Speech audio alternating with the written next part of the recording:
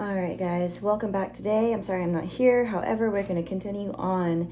We are starting our unit packet for angle relationships. We're in notes 5-1. Today we're looking at parallel lines and transversals. So in the picture below, lines X and Y are parallel. So we see line X, we see line Y, they're parallel lines. And line T is a transversal, or a line that intersects them. We're not using a protractor. We're going to continue on. It says, so what do we notice about the angle measures? List which angles have the same measure. There are two different types of angle measures here. So two different angle measures. Angle measures, okay. We have the obtuse, which are huge. They're obnoxiously big, right? So obtuse angles are our A, angle A, D, E, and H. And then our acute, they're cute, they're little, right? Our acute angles are B, angle C, angle F, and angle G. Okay, so the two different types of angles that we're looking at today. Now, let me erase this because we're going to be doing a lot with this up here. Okay, so several types of angle pairs, remember that's two, are created when parallel lines are cut by a transversal. Use the picture above to help you complete the table of angle pairs below. So the first type of angle pairs that we're looking at are corresponding angles. These are angles in the same relative position or in matching corners. So our example that are in matching corners, some angle, some corresponding are going to be angle A, which is in a matching corner with angle E. Angle A and E. And then another example would be like angle C and angle G. Should just be the comma. And then when they are in matching pairs like this, corresponding angles, they're going to be congruent, meaning they are going to be equal to each other. Okay. All right. Now if we're looking at vertical angles, these are going to be pairs of opposite angles formed by intersecting lines. So for example, when we look up here, we see angle A and D, they're opposite, okay? They're on intersecting lines and they're opposite each other. So angle A and D, and another one could be G and F. Angles G, if I can write here, G and F. And when we are looking at these type of angles, because again, they're opposite, they're going to be congruent. They're going to be equal to each other. All right, clear out some of this. All right. A linear pair, okay, a linear pair are adjacent angles formed by intersecting lines that add up to 180 degrees. Okay, so when they are intersected by a line to make two angles, they're going to create a 180 degree angle. So for examples, as I just showed you, we have angles C and D, and then we have angles E and F. And there are more, but these are the ones that are going to be just we're looking at right now. All right, and when they are put together, the relationship is they are supplementary. Remember yesterday that meant that they are equal to 180 degrees together. All right. Now, alternate interior angles. Before we move on, let's kind of break down our lines here, our spaces. So here we have an outside, and here we have an outside space. So these outside spaces are our exterior angles. Okay, anything on the outside are going to be exterior angles. And then on the inside, we have a few angles. These are going to be our interior angles. Okay, anything that's on the inside of our lines are interior. So now looking at our next example is alternate interior angles. So we know these are going to be on the inside, okay? And these are angles inside parallel lines.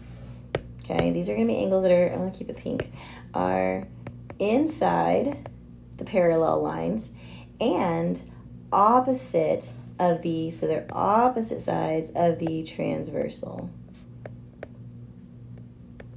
So if we go back and look at our examples of our picture up here, in alternate interior can be like C and F because they're interior angles and they are opposite the transversal.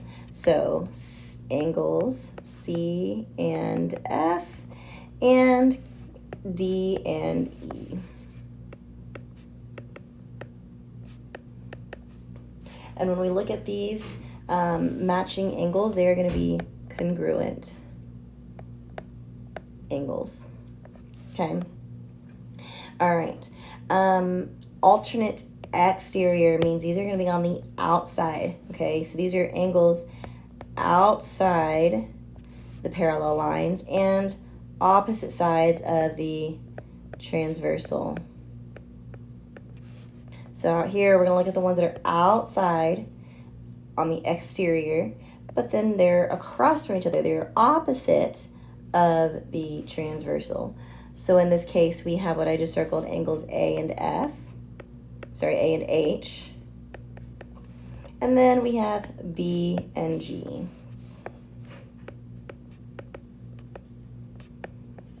All right. And when we're looking at these, they are also congruent to each other, meaning they're going to be the same congruent. They're going to be the same measurement. All right. Now, continuing on, we're going to look at the same side. Let me erase some of this stuff we got going on here. Now we're going to look at the same side, okay? So here our next definition is same side interior, meaning they're angles that are inside the parallel lines, and they are on the same side of the transversal. So if we're looking at here, we've got some inside, but they're also going to be on the same side of this transversal line. So angles C and E will be an example. And angles D and F will be another example.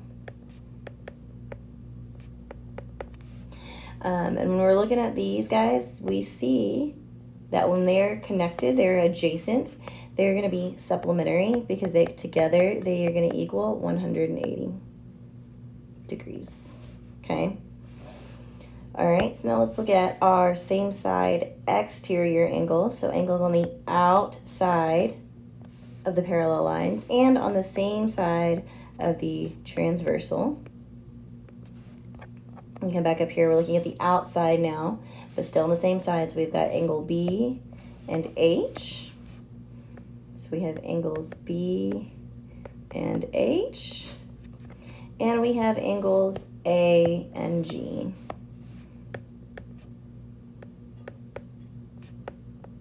And again, because they are going to create that nice 180 degree, they are going to be supplementary. All right. So now that we have our list, our vocabulary, guys, this isn't necessarily something you have to memorize, but it's something you have to be familiar with and confident with so that you can come back to this chart. Okay. So be ready for that. All right. Now we're going to use what we know about parallel lines and transversals to label each part of the missing angle measurements in the picture below. Okay. Notice that when parallel lines are crossed by a transversal, any pair of the angles formed will either be congruent or supplementary. All right. So if we have these two angles, we have an angle right here that's 75 degrees. We have 8 angles here, but only one of them are given to us. So we have 2 angles here, and we know that these are linear. Nope, sorry, not linear. They are vertical angles. They are opposite angles formed by intersecting lines. So these both right here are going to be 75 degrees. Now, we've also learned that same side interior angles right here are going to be supplementary. So if that, it means that they're going to equal to 180. So 180 minus 75, that leaves us with 105. So our other angles are going to be 105. So that would mean that right here is going to be 105 degrees. 100, if I wanted to finish this out, that would also be a 180. So that would be a 105. These would be congruent, so 105. This is going to be congruent, so 105. And then I can come back over here to 75 and plug them in. We just found 7 angles from one measurement, okay? Based off of our vocabulary. Now, we're going to practice finding the missing angles. Be sure to justify our answers using specific vocabulary. Guys, please know this is specific vocabulary. All right, so line R is parallel to line S, right? The angle for number 2 is 55 degrees, okay? So we got to find the measurement of angle 3. If we go back to our notes, we know that they are vertical angles, so they are opposite and intersecting. And so they have to be congruent. So it's going to be a 55 degree angle, and we know this because they are, what do we say it was called? Vertical angles.